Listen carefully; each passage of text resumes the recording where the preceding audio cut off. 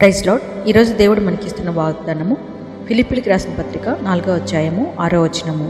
దేనిని గుర్చియో చింతింపకుడు గాని ప్రతి విషయంలోనూ ప్రార్థనా విజ్ఞాపనల చేత కృతజ్ఞతాపూర్వకంగా మీ విన్నపములు దేవునికి తెలియచేయండి.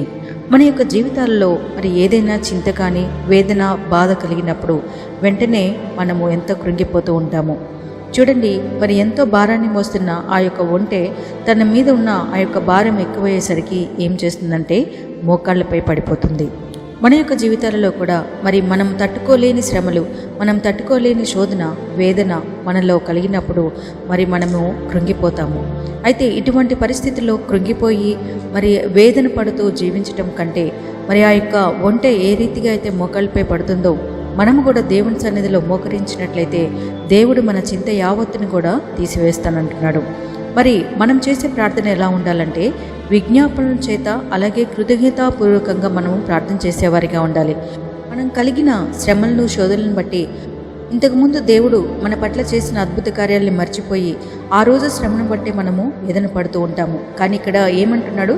కృతజ్ఞతాపూర్వకంగా అంటే మన యొక్క జీవితాల్లో మునుపు చేసిన దేవుని యొక్క అద్భుతమైన కార్యాలను బట్టి దేవునికి కృతజ్ఞత చెల్లిస్తూ అలాగే అనేక మంది గురించి కూడా విజ్ఞాపనలు చేస్తూ మరి మనం ప్రార్థన చేసినట్లయితే, ప్రభువా నీ మీద విశ్వాసం ఉంచుతున్నా, నా యొక్క జీవితంలో ఇంతవరకు ఎన్నో మేలులు అద్భుత కార్యాలు నువ్వు జరిగించావు, మరి ఇప్పుడు కూడా నువ్వు చేస్తావని నమ్ముచున్నానని నువ్వు ప్రార్థన చేసినట్లయితే అద్భుత కార్యాన్ని చూస్తావు. ఆ యొక్క ఒంటె మరి భారంతో పడిపోయినప్పుడు మరి ఆ యొక్క ఒంటెని కాసే ఆ యొక్క యజమాని దానికి కావలసిన నీటిని అన్నిటిని అందించి తనపై ఉన్న భారాన్ని కొంచెం తగ్గించినప్పుడు ఆ యొక్క ఒంటె తిరిగి లేచి తన యొక్క ప్రయాణాన్ని కొనసాగిస్తుంది. ఆ రీతిగా మనపై ఉన్న భారాన్ని కూడా మన ప్రభు అయిన యేసు మరి ఆ భారాన్ని తీసివేసి మనకి కలిగిన ఆ యొక్క వేదనంతటి కూడా ప్రభు అయిన యేసుక్రీస్తు తొలగిస్తారు.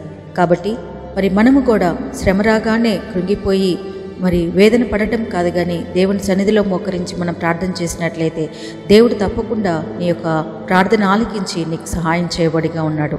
మరి నీ శ్రమ ఏదైనా, నీ యొక్క వేదన ఏదైనా, నువ్వు దేని గురించి బాధపడుతున్నా మరి దేవుని సన్నిధిలో నీ ఒక్కసారి అడిగినట్లయితే దేవుడు నీ ప్రతి భారాన్ని తీర్చువాడిగా ఉన్నాడు. మరి దేవుని దగ్గర మనం అడిగి మన భారాన్ని తొలగించుకుందామా? ఈ వాక్యం దేవుడు దీవించిన గాక. ఆమేన్.